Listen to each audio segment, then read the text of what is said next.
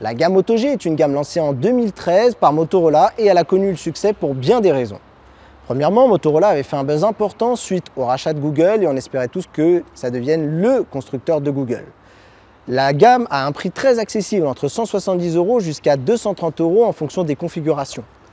Et son absence de surcouche qui permet aux personnes au budget bien plus limité d'avoir l'équivalent à un Nexus en termes de suivi et de mise à jour.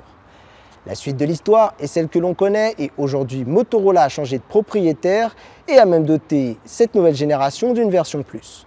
Salut tout le monde, c'est Mathieu de Rester Connecté et on va découvrir le Moto G4 Plus by Lenovo.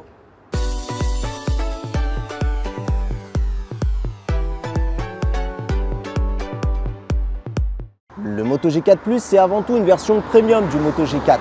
Les différences viennent de l'ajout du capteur d'empreinte, d'un triple focus et de la possibilité de disposer du Moto Maker, le service de personnalisation et une fiche technique un peu plus musclée dont on reparlera un peu plus tard. Côté design, l'appareil reprend quelques cordes des appareils de la marque comme le Moto X-Play, voire même le Nexus 6. Et ça se voit bien quand on regarde les tranches et le fameux logo légèrement enfoncé. Lenovo a abandonné le dos bombé, ce qui permet de le rendre plus mince, mais finalement lui donne un air assez quelconque. Pour tout vous dire, je ne suis pas fan du design qui a été choisi pour le lecteur d'empreintes. Je trouve qu'il est trop carré sur une surface rectangulaire très grande. Lenovo avait sans doute envie de se distinguer par rapport à tous les lecteurs d'empreintes qui existent.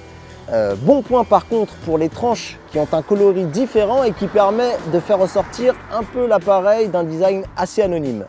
Bref, vous l'aurez compris, on est sur un appareil sobre, pas moche, mais Lenovo vous invite grandement à passer sur le service du Moto Maker pour ceux qui veulent absolument lui donner un peu plus de style et en même temps, ça fait de l'oseille en plus. On était habitué à des écrans de taille mesurée sur les Moto G en général, mais le passage chez la firme chinoise a décidé de le faire grandir. On a donc maintenant une phablette de 5,5 pouces. Heureusement, cette transition s'est accompagnée d'une montée en résolution pour atteindre la Full HD. Malgré son positionnement tarifaire, Lenovo n'a pas renié sur sa qualité. On a certes un écran LCD qui propose des couleurs froides qui tirent quand même un peu vers le bleu, mais qui reste tout de même assez naturel.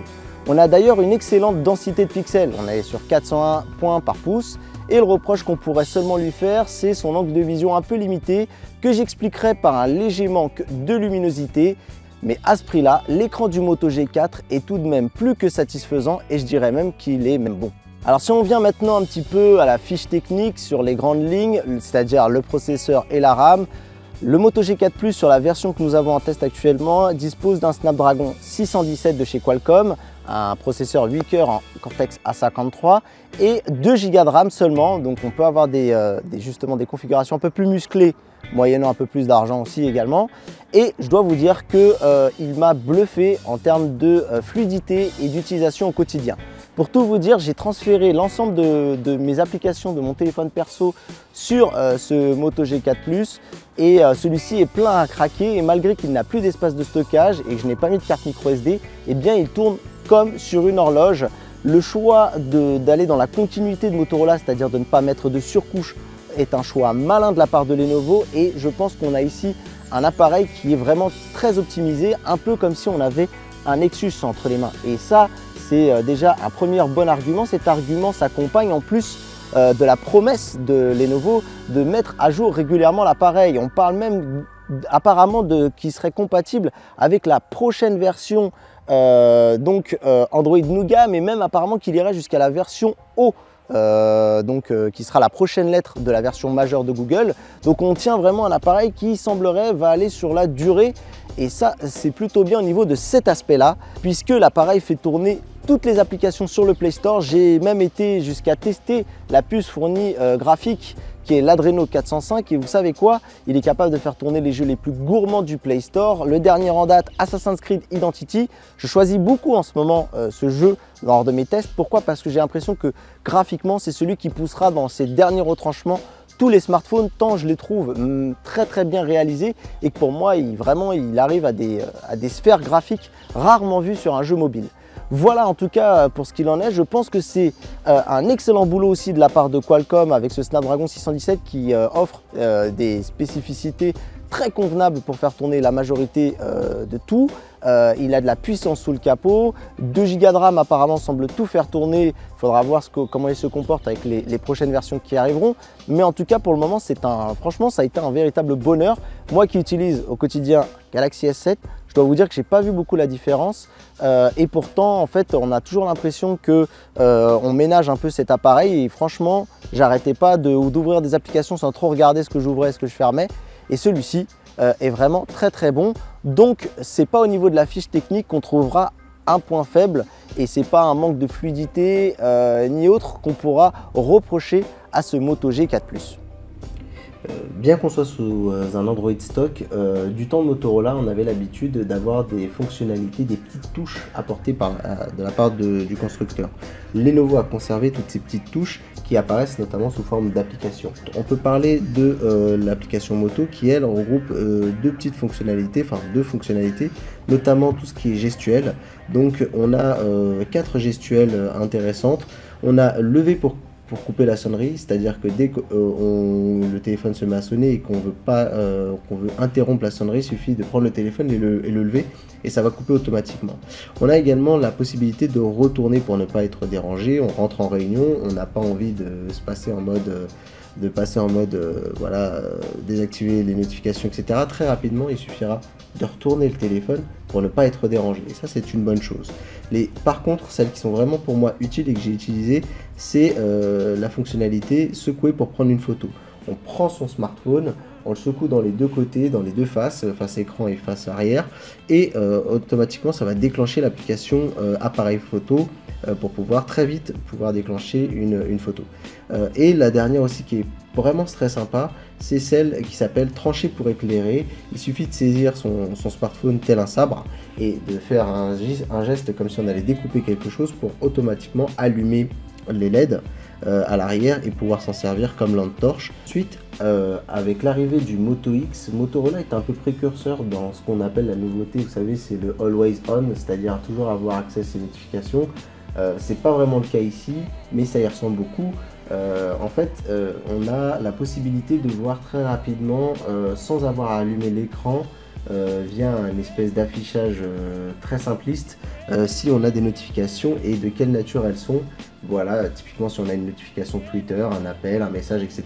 Et on pourra très rapidement jeter un œil et même appuyer dessus pour très vite consulter ce message. Alors à quoi a-t-on le droit en termes de capteur photo sur ce Moto G4 Plus? On va rapidement parler du capteur avant. Vous le savez, c'est pas ce qu'on a de mieux sur nos smartphones. Donc on a un bon 5 mégapixels qui fait des photos qui sont assez détaillées, bien entendu, quand c'est assez pris de près avec 5 mégapixels. Bien entendu, il faut rester dans de bonnes conditions de lumière, sinon vous oubliez immédiatement, vos selfies seront ratés. Et bref, sinon à ce niveau-là, on est sur quelque chose de pas mal. J'ai pas vu d'option concernant le selfie de groupe. Donc là, on est vraiment sur le selfie bien hypocrite et bien égocentrique. Mais on va plutôt parler du capteur arrière, celui qui nous intéresse le plus. Si sur le Moto G4, on est sur un capteur Sony d'entrée de gamme Exmor, et bien sur le Moto G4 Plus, on passe sur un tout autre constructeur, Omnivision. Alors, il a une puce, ce Moto G4 Plus, qui s'appelle la 16860. Dit comme ça vous parle pas trop. Et bien, il faut savoir que cette puce donc succède à la 13860 qu'on retrouve sur le OnePlus 2. Et là, tout de suite, on sait un peu plus sur quel terrain on est, puisque il faut savoir que le OnePlus 2 a été vraiment considéré comme l'un des meilleurs photophones en son temps, et que donc on peut s'attendre à un même traitement au niveau de la puce qui suit. Et bien franchement, les résultats sont assez convaincants. On a des photos qui sont très détaillées, on a vraiment des clichés assez nets. J'ai pu le comparer, alors bien entendu, il reste en dessous d'un Galaxy S7, il ne faut pas se leurrer, mais en tout cas, comparé à d'autres appareils que j'ai pu tester, donc j'avais le Wiko YouFil entre les mains, et ben c'est clair qu'on voit tout de suite la différence. Là où Wiko YouFil a des couleurs un petit peu ternes, et ben le Moto G4 Plus, lui, a des couleurs assez riches, sans dénaturer la photo. L'objet ou le sujet que vous êtes en train de prendre en photo, les couleurs ne sont pas exagérées, et on a beaucoup de détails. Ça, c'est ce qui m'a vraiment surpris et qui m'a vraiment plu d'ailleurs en prenant des clichés avec cet appareil. Donc c'est vraiment un appareil au niveau de la photo qu'on a envie de recommander. Voilà, c'est un bon photophone. En plus, il est équipé d'un capteur laser pour l'autofocus, de double phase pour aussi également la rapidité de cet autofocus. Bref, en termes de technologie, il est plutôt bien équipé avec aussi un flash de ton. Et alors qu'on est un petit peu plus sur notre fin sur la vidéo. Je m'explique pourquoi. Cet appareil est seulement capable de filmer à 720p et à 1080p à 30 images par seconde pour les deux. Alors que quand on regarde les caractéristiques, où j'ai été un peu regarder les caractéristiques de la puce d'Omnivision, on est capable d'aller filmer en 4K 60 images par seconde et en 1080p à 120 images par seconde. Il y a quelque chose que je ne m'explique pas sur cette partie. On a vraiment l'impression d'avoir une puce bridée. Alors pour moi, ce que j'en ai conclu, c'est que, à mon avis, le Snapdragon 617 peine à gérer des vidéos 4K. Il n'est peut-être pas fait pour ça. En tout cas, vous me direz dans les commentaires si ça peut venir et si vous êtes un peu plus expert que moi sur les causes qu'on peut voir par rapport à ce manque d'explosion de fonctionnalités et de possibilités même, je dirais. Voilà. Bref, je suis un peu resté sur ma faim au niveau de la vidéo. Alors, la qualité de la vidéo, vous pouvez la juger d'ailleurs tout de suite, puisque ce rush que je suis en train de faire actuellement est fait avec le Moto G4 Plus. J'ai voulu en faire un avec l'appareil pour que vous puissiez juger de sa qualité. À vous de me dire dans les commentaires si ça vous semble bien ou pas. J'ai envie de vous dire qu'on est tellement surpris de la qualité de la photo qu'on en attendait peut-être autant au niveau de la vidéo, et c'est là où on reste un poil déçu, même si ce n'est pas mauvais en soi. On est sur quelque chose de très correct. Il n'y a pas matière à crier au scandale, mais quand on regarde toutes les qualités qu'a la puce qui est à l'intérieur, on se demande vraiment qu'est-ce qui empêche de pouvoir exploiter ses pleines capacités. Je parierais moi sur le Snapdragon 617, et puis sinon, en tout cas, c'est un bon photophone à recommander. Au niveau de l'autonomie, on est sur une batterie non amovible de 3000 mAh avec un écran Full HD, donc on a quelque chose de plutôt assez costaud en termes de consommation.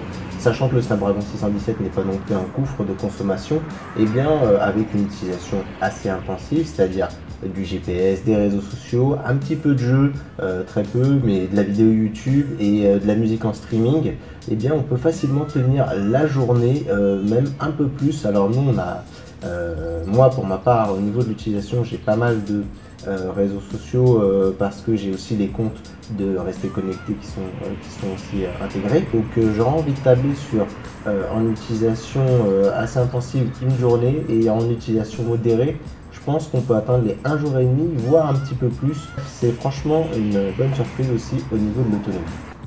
Comme beaucoup, suite au rachat de Motorola par Lenovo, j'ai fait partie des sceptiques et des gens assez effrayés de ce qu'allait plus devenir Motorola.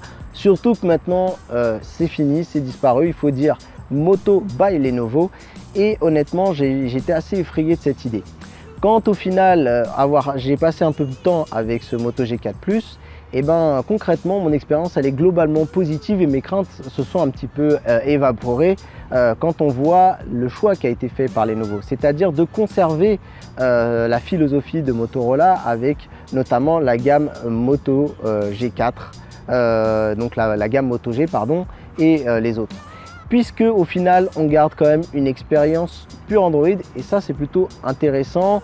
On garde quand même les lignes, on reconnaît la patte toujours de Motorola, on a l'impression qu'ils n'ont vraiment jamais quitté le navire, et ça c'est plutôt une bonne chose. Alors concernant le temps passé avec ce Moto G4 Plus, mon bilan il est tout de même positif, parce que franchement pour 270 €, on a quand même un appareil qui est rudement bon sur plein de domaines. Donc en termes de performance, le Snapdragon 617 et même 2 Go de RAM suffisent amplement à avoir une expérience fluide et agréable au jour le jour. J'ai quand même un petit peu de chauffe concernant ce Snapdragon 617. Rien de rédhibitoire, mais on sent que les problèmes chez Qualcomm n'ont pas été réglés à ce niveau-là. Donc bon, de temps en temps, on aura peut-être cette sensation, notamment avec ce temps, voilà, quand on utilise la caméra ou qu'on utilise le jeu de manière un peu intensive, il aura tendance à chauffer sans être brûlant, je vous le rassure. On a un bon écran, un écran qui a de bons angles de vision, enfin, qui a une bonne visibilité, des belles couleurs, et malgré ce petit souci de luminosité à l'extérieur, franchement on a un bon écran. On a une bonne autonomie, voilà, c'est important. L'appareil tient la journée avec une utilisation plutôt, j'ai envie de dire, forte, pas intensive, mais assez forte avec plusieurs comptes, etc. J'ai trouvé ça très bien. On a l'impression qu'on y trouve les fameuses optimisations d'Android Marshmallow sur ce téléphone. On a un capteur photo qui fait des super belles photos, il faut dire ce qui est. Venant d'un Galaxy S7, j'ai été assez intéressé et même assez surpris dans le bon sens du terme par rapport aux photos. Je le suis un petit peu moins par rapport à la vidéo. Mais bref, c'est clairement un téléphone recommandable. On a un capteur d'empreinte qui fonctionne bien. Ça c'est important parce que ça nous permet de garantir une sécurité pour nos données, et en même temps on n'a pas envie de se prendre la tête à attendre trop de temps lorsqu'on déverrouille un appareil, et ça c'est important. Bref, vous l'aurez compris, j'ai passé beaucoup de bon temps avec ce téléphone, et pourtant il a des défauts. Il n'est pas exempt de défauts, et je vais vous en citer quelques-uns que je vais trouver. Très clairement, le design. Alors voilà, le design, c'est une question de goût, on va dire. Voilà, certains vous diront qu'il est beau, d'autres non. Par contre, je me suis jamais fait moi ce lecteur d'empreinte en dessous. Voilà, pour moi c'est une faute de goût par rapport à l'appareil, mais ça n'engage que moi. Par contre, là où peut-être certains me rejoindront, c'est que maintenant, Motorola, la gamme Moto est passée sous pavillon chinois. Et on est en droit d'attendre quelque chose de bien plus haut de gamme, bien plus léché en termes de matériaux à utiliser. Pas de métal nulle part. Je crois que peut-être seul le lecteur d'empreinte avec ce petit liseré a du métal. Pas de métal du tout nulle part. Et quand on voit la concurrence telle que Honor, telle que Xiaomi, telle que voilà, plein d'autres, eh bien on ne comprend pas pourquoi ils n'ont pas frappé un grand coup et avoir ajouté un peu de métal. Alors peut-être sur les boutons. J'ai l'impression que les boutons sont en métal. Voilà, c'est une déception. On espère qu'ils frapperont un peu plus fort pour le prochain modèle. Ça c'est vraiment clairement un axe d'amélioration. Si vous voulez un peu de style sur ce téléphone, je le recommande, je le redis encore, il faut passer par le Motomaker, mais ça fait des frais en plus à débourser, donc ça c'est plutôt dommage. Qu'est-ce que j'ai trouvé d'autre qui m'a posé souci, outre les petits soucis de chauffe, mais bon, rien de bien méchant. On a l'absence de la fréquence 800 pour les fréquences dorées, voilà, sur cet appareil. Pour un appareil qui est vendu à l'international, je trouve ça bizarre, voire même dommage par rapport à Lenovo. Quand c'est des constructeurs chinois un peu plus underground, on sait qu'il faut rogner des coups partout et que la fréquence est très importante. Mais là, pas de 800 MHz. Donc ça me gêne un petit peu. Moi, ça ne me dérange pas parce qu'en étant en grande ville, dans les grandes villes, on n'a pas ce problème. Et j'ai eu le OnePlus One et je peux vous dire que c'est un peu un faux débat pour moi quand on est en grande ville. Mais je pense à ceux qui habitent dans les endroits un petit peu plus reculés, ça c'est plutôt dommage. Dans les bons points, j'ai oublié de mentionner double SIM quand même, 4G pour les deux avec slot micro SD pour augmenter la taille de stockage. Donc ça c'est très bien. Pour les points négatifs, ce qui est pour nous une qualité et pour moi également aussi un défaut dans mon test. C'est-à-dire que avoir une expérience Android pure, c'est très bien pour la fluidité, etc. Mais par contre, je pense aux personnes à qui on pourrait recommander un téléphone et qui est monsieur et madame tout le monde, ça manque cruellement d'expérience complète. Voilà, quand on regarde un Honor ou quand on regarde un Xiaomi ou un HTC ou un Samsung ou un LG, ce que vous voulez, ils y mettent des points de service alors qui nous agacent, mais qui pour certaines personnes se trouvent être très pratiques. Et là, effectivement, il va falloir accompagner ce conseil qu'on pourra donner à certaines personnes en leur disant « Prends ce Moto G4 Plus, il est très bien » et c'est vrai. Mais par contre, il faudra peut-être l'accompagner si vous regardez par rapport à son ancien téléphone, tous les services que proposait peut-être en plus le constructeur. Il faudra aller piocher dans le Play Store pour y aller chercher les applications manquantes par exemple à ce niveau-là. Et ça, malgré tout, ça peut être un défaut pour les personnes qui veulent un appareil clé en main, j'ai envie de dire, même si ça serait quand même un petit peu un faux débat pour ceux qui regarderont la vidéo, qui seront peut-être offusqués par ce que je suis en train de dire. Bref, vous l'aurez compris, j'ai beaucoup aimé ce Moto G4 Plus, ça a été un très bon téléphone. On espère que Lenovo continuera dans la philosophie de Motorola, c'est-à-dire de promettre des mises à jour. Voilà, c'est ce qui a été annoncé, ils nous promettent déjà monts et merveilles en termes de suivi. On va attendre de voir, on va les croire sur parole, je vois pas pourquoi on les croirait pas pour l'instant. Et puis écoutez, ça va être intéressant de voir la suite, comment on va évoluer petit à petit cette gamme. Voilà, c'est monté en taille d'écran, je ne sais pas si ça plaira à tout le monde pour la version plus. Peut-être que certains auraient voulu un plus mini, à voir. Mais ça va être intéressant de suivre la suite des aventures de Lenovo et notamment de cette gamme moto. Eh bien, ce Moto G4 Plus pour 270 €, il en offre quand même pas mal et j'avoue honnêtement qu'il a peu de défauts entre guillemets, a vraiment des défauts qu'on pourrait dire éliminatoires. Voilà les amis, c'est tout pour cette vidéo et ce test du Moto G4 Plus. J'espère que ça vous a aidé à y voir un petit peu plus clair, à faire un choix par exemple. Et si vous avez aimé la vidéo, laissez-moi un petit pouce en l'air pour nous encourager. Si ce n'est pas le cas, un petit pouce en bas, en nous expliquant pourquoi dans les commentaires. N'hésitez pas à vous abonner à la chaîne, c'est très important pour nous. On est un peu plus de 500 abonnés à l'heure où je fais cette vidéo. Aidez-nous à atteindre les 1000, ce serait un très bel objectif pour nous. Et en attendant d'autres vidéos, j'ai envie de vous dire, restez connectés. Bye bye.